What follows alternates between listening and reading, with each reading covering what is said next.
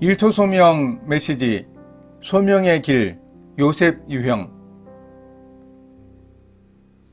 총리로 살던 요셉이 애굽에서 죽었지만 약속의 땅으로 가서 장사 지내라고 후손들에게 약속하는 장면이 창세기의 마지막 부분에 나옵니다. 이 요셉을 소명의 관점으로 살펴보겠습니다. 특히 사도행전 7장에서 스데반 집사가 순교하기 전 유대인들에게 설교하면서 이 부분을 다룹니다.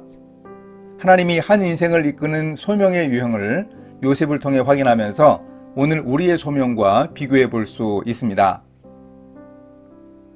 오늘 말씀은 사도행전 7장 9절에서 16절입니다. 여러 조상이 요셉을 시기하여 애굽에 팔았더니 하나님이 그와 함께 계셔 그 모든 환난에서 건져내사 애굽 왕 바로 앞에서 은총과 지혜를 주심에 바로가 그를 애굽과 자기 온 집의 통치자로 세웠느니라.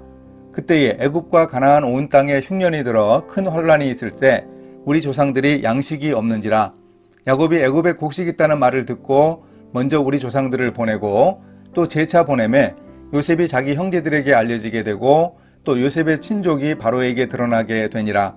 요셉이 사람을 보내어 그의 아버지 야곱과 온 친족 75사람을 청하였더니 야곱이 애굽으로 내려가 자기와 우리 조상들이 거기서 죽고 세겜으로 옮겨져 아브라함이 세겜 하몰의 자손에게서 은으로 값주고 산 무덤에 장사되니라.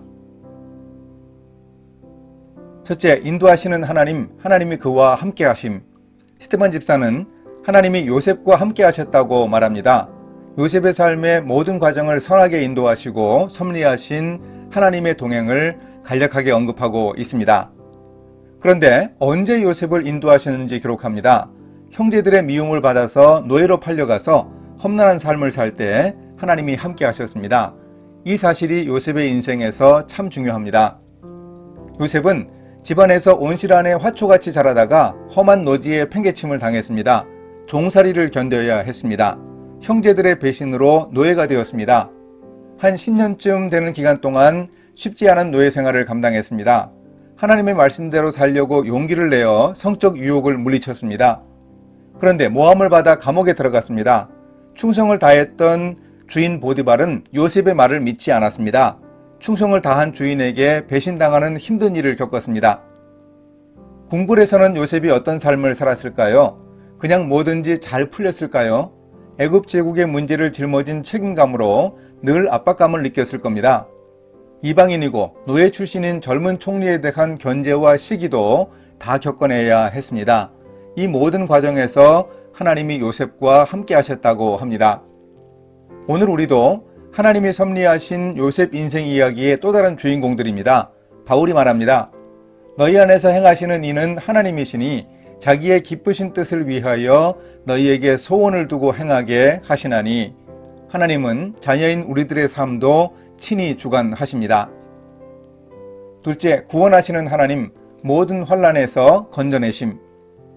요셉의 인생을 설명하면서 스데반 집사는 중요한 사실 한 가지를 지적합니다. 하나님이 그 모든 환난에서 요셉을 건져내셨다고 합니다. 소년 요셉은 형들에게 팔려 비틀거리며 미지의 세계 애굽으로 끌려가며 많은 생각을 했을 겁니다. 한때 꾸었던 꿈도 생각했습니다. 형들이나 아버지가 야단치면서 한 이야기에 따르면 높은 자리에 오르게 된다는 꿈이라는데 이해할 수 없는 일이 자신에게 벌어지고 있었습니다. 그러나 그때도 요셉은 전혀 이해할 수 없는 그 순간에도 무언가 되어가고 있었습니다. 보디발의 아내에게 치명적 유혹을 받으며 억울하게 감옥에 갇히게 되었을 때에도 요셉은 알지 못했지만 무언가 되어가고 있었습니다. 감옥 안에서 술 맡은 관원장의 꿈을 해석해주고 구명을 부탁했지만 그는 까맣게 잊어버렸습니다. 뭔가 될 것 같다가 또 틀어져 버렸습니다. 그러나 한 달, 두 달, 1년을 넘겨 기다리면서 도저히 이해할 수 없어 감옥벽에 머리를 들이받아 피 흘리는 날이 계속되어도 무언가 되어가고 있었습니다. 자그마치 2년 동안이나 술 맡은 관원장은 어떤 좋은 소식도 알려오지 않아서 또 한 번 요셉은 배신감과 상실감으로 치를 떨어야 했습니다. 그런데 기다려야 합니다. 만 2년이 지나 애굽의 바로가 꿈을 꿀 때까지 요셉은 그 감옥 안에 머물러 있어야 했습니다. 우리도 인생 살면서 좀 억울해도 기다리다 보면 늦더라도 보상이 주어집니다. 잠언 기자가 말합니다. 소망이 더디 이루어지면 그것이 마음을 상하게 하거니와 소원이 이루어지는 것은 곧 생명나무니라.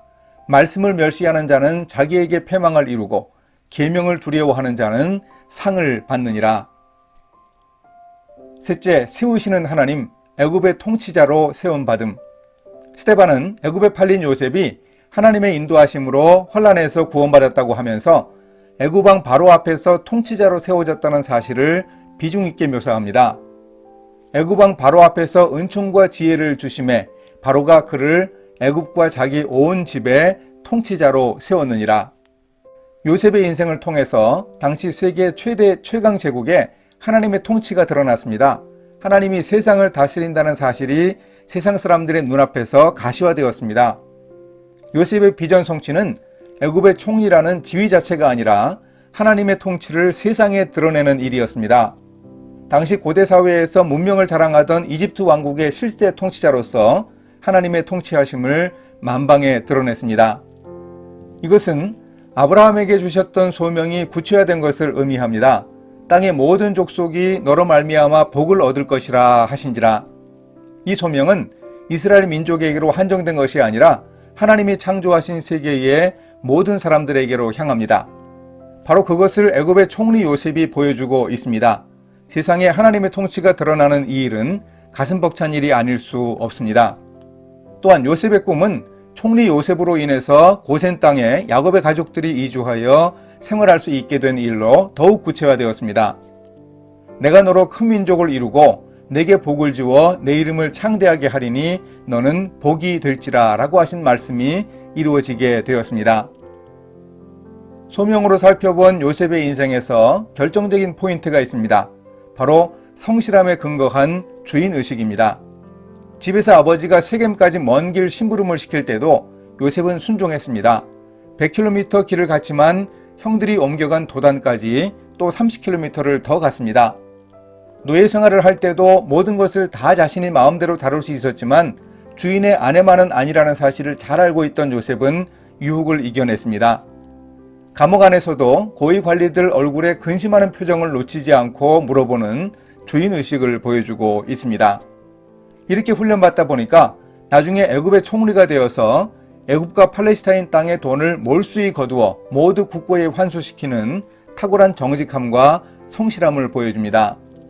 이런 성실함이 요셉의 인생에서 중요한 포인트입니다. 이런 요셉의 소명 유형을 우리도 배워 멋진 소명의 삶을 살아갑시다. 함께 기도하십니다. 하나님 아버지, 요셉에게 소명을 주시고 그와 늘 함께 하셨습니다. 어려움이 많은 인생이었지만 그때마다 요셉을 구원하고 보호하셨습니다. 요셉을 세계 제국의 통치자로 세워 하나님 나라의 통치를 보여주셨습니다. 요셉이 인생에서 보여준 성실과 정직의 미덕을 저도 배워 소명의 길을 걷도록 인도해 주소서. 예수님의 이름으로 기도합니다. 아멘.